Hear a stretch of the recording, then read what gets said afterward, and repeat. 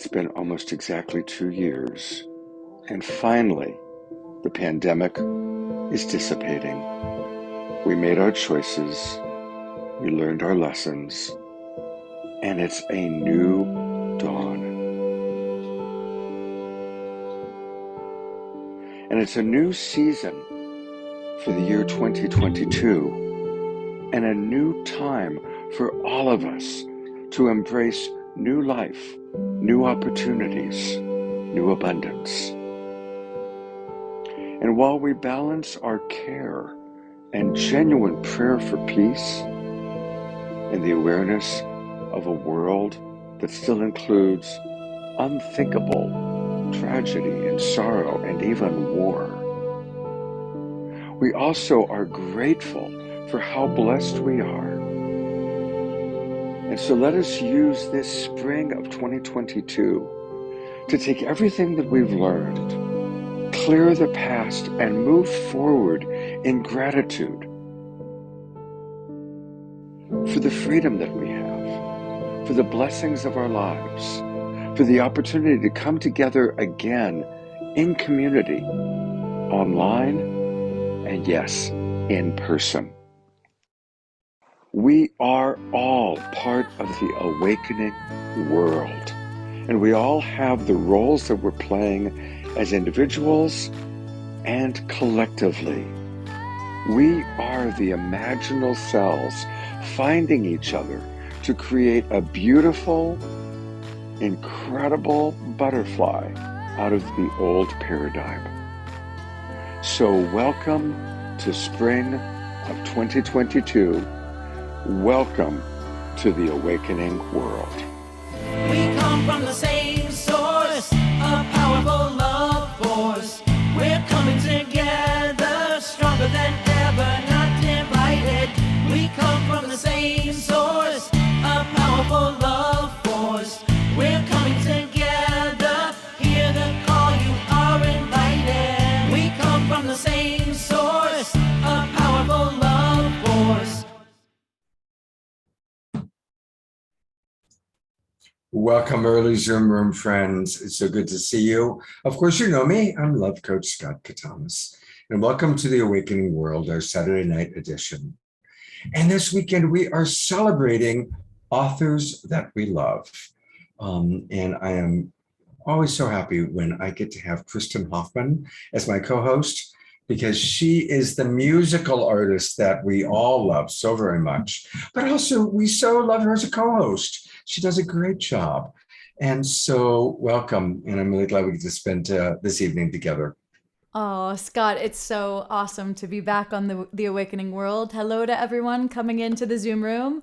And I know we have an amazing night tonight, so I'm really excited to dive in together.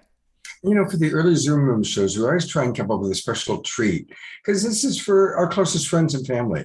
And since it's all about authors, and we have two authors that have wonderful tips, tools, and practices for those of us who want to write or learn how to write. So I'm going to let Kristin introduce her friend, Courtney, and then I'll introduce my buddy, Jonathan.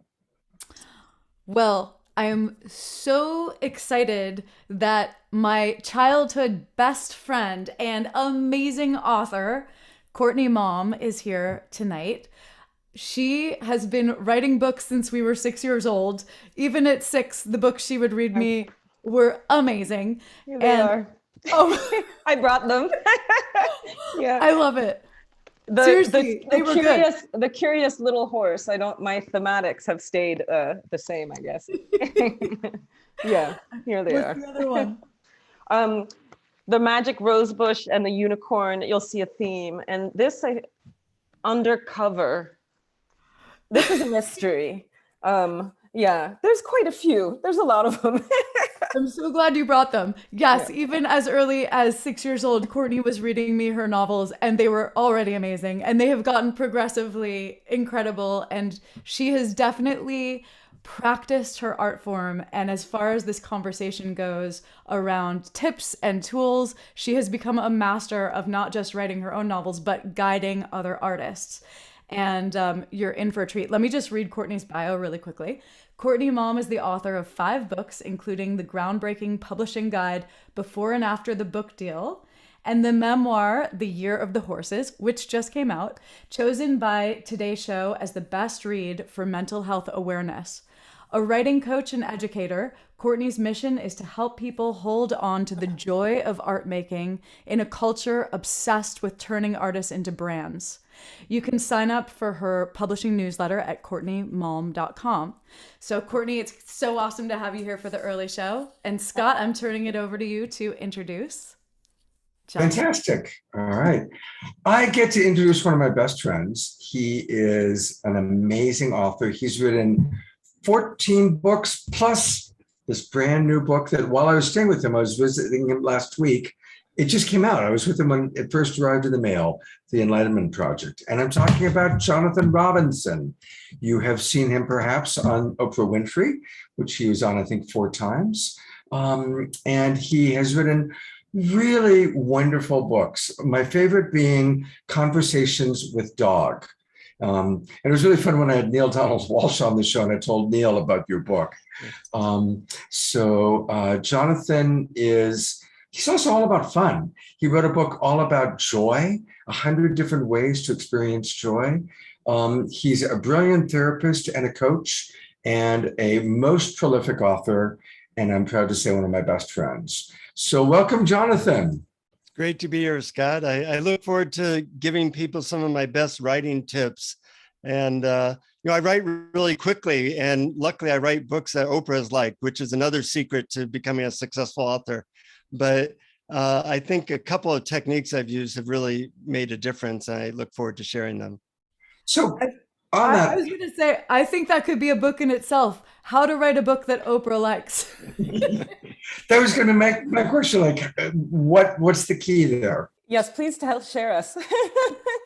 Well, Oprah likes dogs, so I wrote a book about my relationship with my dogs. But more important than that, I think, is really getting your unique voice out and giving people practical things that they can immediately use. Because we all want really practical, simple stuff. And that's kind of what my books tend to be about. Beautiful. Kristin. I don't want to talk over you, my dear Scott. So that's amazing, Jonathan. And I agree with you. One of my mantras in life is always simplicity, simplicity, simplicity. And as a musician, things in my world can get very complex as well. And stripping back to what is most meaningful, I think, is very key. Courtney, do you have something to say about this? Like, what would you say about stripping down and simplicity? We're all on the same wavelength here. I actually, when I came to publishing as an outsider, I had a great high school education with Kristin. We went to an amazing school, but I did not pursue a degree in English. And unlike a lot of my colleagues in the literary fiction and nonfiction realm, I don't have an MFA. So sort of DIY'd some things. And I know enough now that people talk about things and plot and all this stuff. And something in terms of paring things down that I would love to share with people tonight is a fun exercise I do that I call occupation preoccupation. So I'll tell you the way it works. And it works for nonfiction and fiction. It works for essays, novel, book-length projects, and short stories. So I'm going to use this example. I apologize, there's a cuss word in it, but this is a fantastic short story collection by the Southern author Lee Hampton called Fuckface.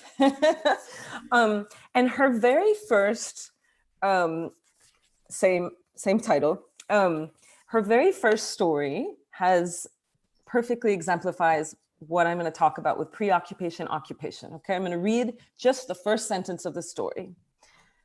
There's probably another bad word. No, there's not. Nothing will ever fix what's broken in this town, but it would be nice if they'd at least get the dead bear out of the parking lot at Food Country. Okay, so here's how you do occupation, preoccupation. I tell people, I don't care what you're writing, but by the first page and maybe even the first paragraph, we need to know what the main character is preoccupied by. What are they kind of obsessing over, questing for? What is going to make them complete as a person? And we also need a sense of their occupation. Now, occupation you can take loosely. It could be that they're a 9-year-old, right? It could be that they are hoping to become president of the United States, right? It doesn't actually have to be their day job. It's just a quick way of thinking. Preoccupation, occupation. Also, occupation, I understand, of where the story is taking place. And again, I'm using fiction as an example, but this works for nonfiction. So if we look at this again, nothing will ever fix what's broken in this town. To me, broken in this town, and the fact that it's nothing will ever fix, you get an indication there of a dialect. For me, I have Southern parents, or my dad, so to me, this rings out a little bit Southern. Nothing will ever fix what's broken in this town. So there's an awful lot broken in the town. So that could be a hint at, socio-political stuff or class. But it would be nice if who's they? We're not sure, but it's okay to have questions in the first line. At least get the dead bear out of the parking lot at Food Country. So a couple things, right? There's a dead bear in the parking lot. That's a preoccupation. That's an issue someone's gonna have to resolve this. And then this little bit at the end, Food Country. So we don't know exactly what that is. We have not read the whole story, but you kind of get the vibe that maybe that's a supermarket, probably not a great supermarket, because first of all, there's a dead bear in the parking lot. They probably wouldn't have that happen at Whole Foods, right? And we have already been told that there's stuff that's broken in the town.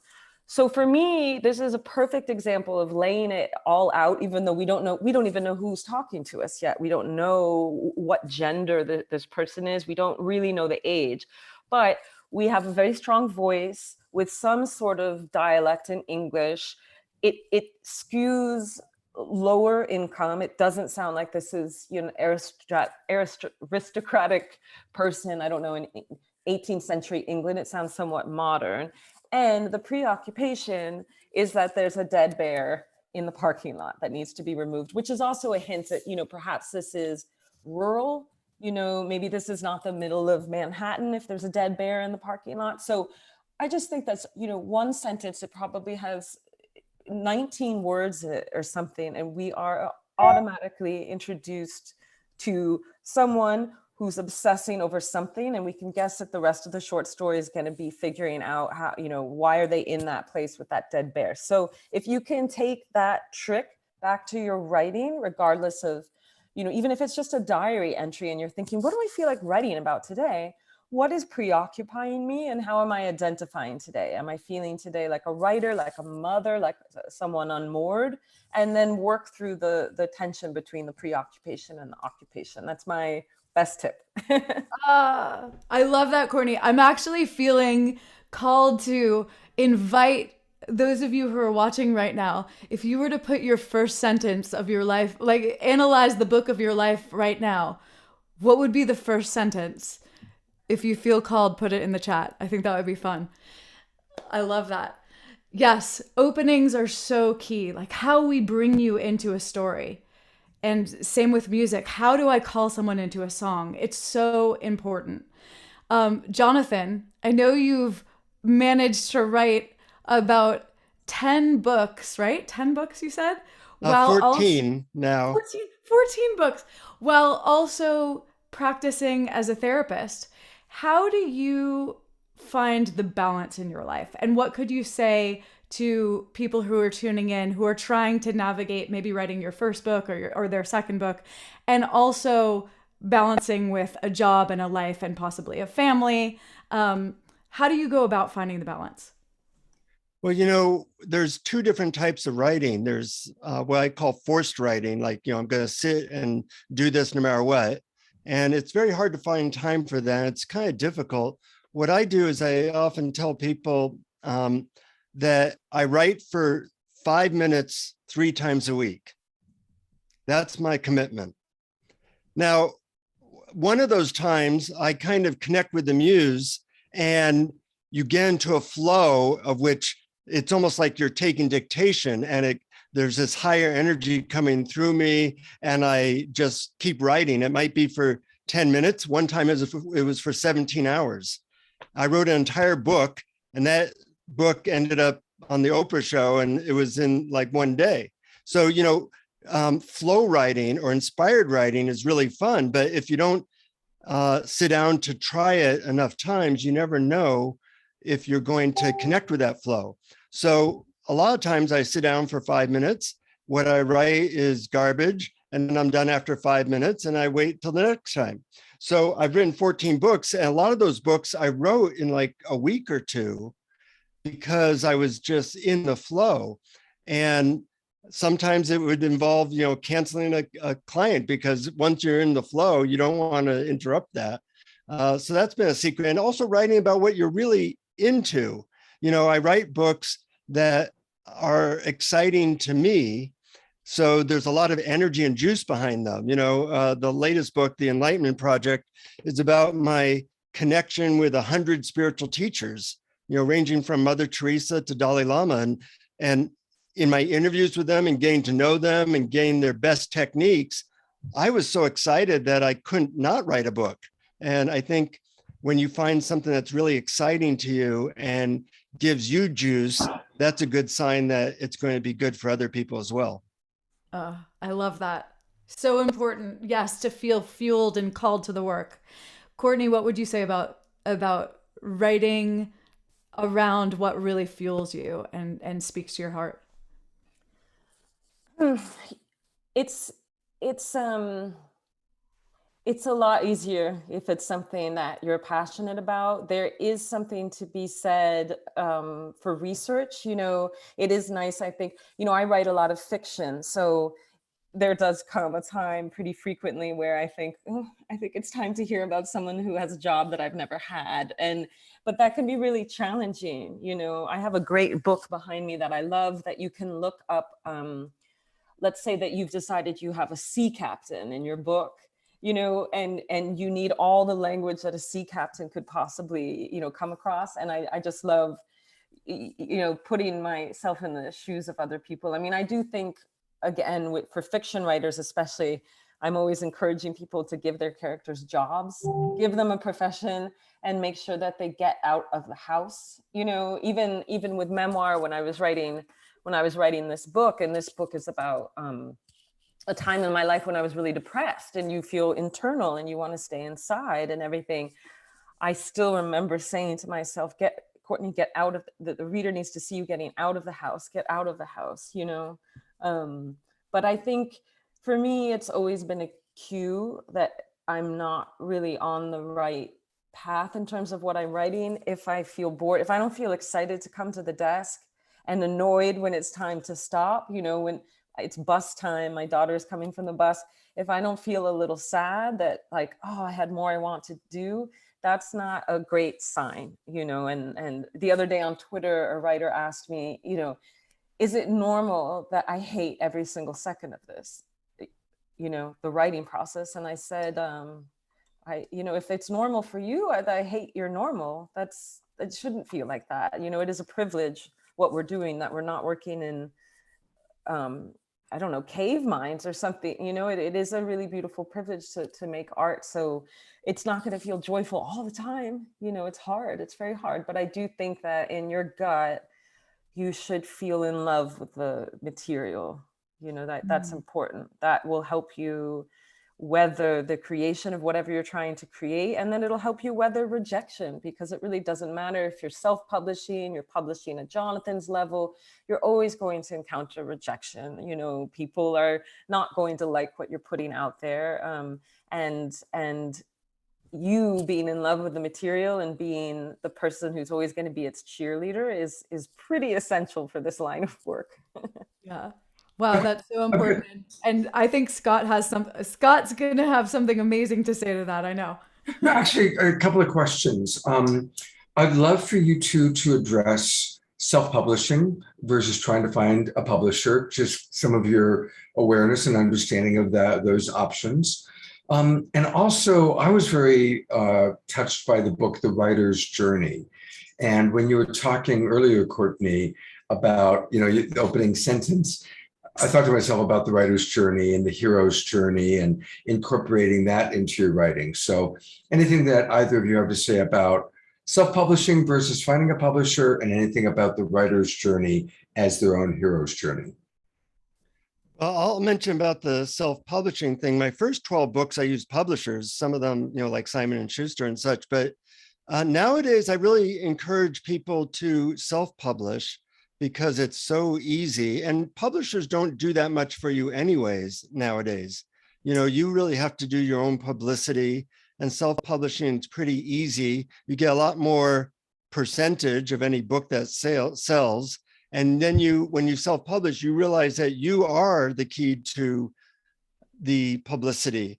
Whereas a lot of writers who get a publisher think that the publisher is going to do that, and they really don't. So I think the balance of power has really gone to self-publishing. Now, if your name is Stephen King, then find a publisher. But if your name is not Stephen King and you don't have 100,000 people following you, I think self-publishing is now the way to go. I'll jump in there. When I have it somewhere behind me. When I was in my 20s, my first book, I'm Having So Much Fun Here Without You, was supposed to come out. And I ended up being orphaned. The editor left and the books, the whole thing fell apart. And I was so, having a book published had been my lifelong dream. And I was so scarred by that I ended up, a very healing thing that I did was self-publish a collection of short stories that I'd written. And I knew that they weren't polished enough to get an agent and get a proper publishing deal. And I didn't want to hear the rejection because I just had the biggest rejection of my life. So I went to a lovely place that still exists in Troy called the Troy Bookshop, where they had a true boutique kind of experience where you could work with an editor and pick out a cover and everything. And I said, I'm going to do a limited edition. I'm going to print 150. At this point, stuff was not really online. This was about 20 years ago. I'm going to print 150 and I'll never print another one. This is just sort of my Band-Aid thing because I did want to get into the traditional book publishing world, but I needed my friends and family to see me with a book. I needed to see people around me with a book. I needed that book at that moment. And so I made it happen for myself. Since then, all of my books have been with traditional publishers. I've worked with the big guys, the Simon & Schusters as well. I've also had my 3 last books are with the independent presses. Now, while I do agree with Jonathan, and unfortunately too much is asked of us right now, the publicity, the marketing, even the event management falls on our shoulders. But I will say, if you are with the right editor and the right house, the amount of support that you can receive from the right house, and sometimes that support is financial. Like I had some beautiful book deals with the Penguin Random House, and they gave me amazing support and publicity. That doesn't happen for everyone. But I will say, if you think a subject that can reach a lot of people, like Jonathan has a really impressive platform and he's quite prolific. I've seen people get hurt by self-published, lots and lots of people. The numbers you might sell 200, 300 books self-published, but unfortunately right now in publishing, people are selling not a lot of copies, even with a big house, like 2,000, 3,000. And these are books that have a lot of money behind them. So again, this is kind of going back to the relationship with your own work. This is not a tradition to enter. If you need money, you should find another way to get it and secure that way of getting money. Do not go into this, especially if you're doing self-publishing, where you're not getting a book advance. Jonathan and I, if we have publishers, they're going to give us money to go write the book. So please don't go into self-publishing because you need $60,000 to go do something, I don't know, to your house. Find another way to do that. And the self-publishing should be, this is going to help me. I already have a platform. I'm going to go out and do my coaching and sell my book and get all, you should have a kind of vehicle that's already running that you can bring the book along on the journey with. But it can be incredibly empowering. And just real quick, this last point, especially for people out there who are trying to write memoir. I'm one of them. I did it. I got the book. Right now is just astonishingly difficult to sell in a traditional publishing sphere. So that is an avenue where I have been coaching a lot of my own clients, you know, that self-publishing might be good, because you'll just hear so much rejection. I mean, in the big fives right now, the Penguin Random House, they won't take memoirists on unless they have minimum of 20,000 followers, which is ridiculous. And I could talk about this all night, but the gatekeepers are being a little unreasonable right now. And that's not a pleasant place to be with your very sensitive heart story. So there's a time and a place, I think, for trying both things, for sure. Oh, Beautiful. so helpful. Oh, I just want to let people know how to get more Courtney. And Courtney's going to be on the show a little bit later on as well, talking about her new book. But she has this wonderful book, Before and After the Book Deal, a writer's guide to finishing, publishing, promoting, and surviving your first book. And you can find this and all things Courtney at her website, and it's her name, Courtney Maum, Courtney, Courtney Maum, MAUM.com.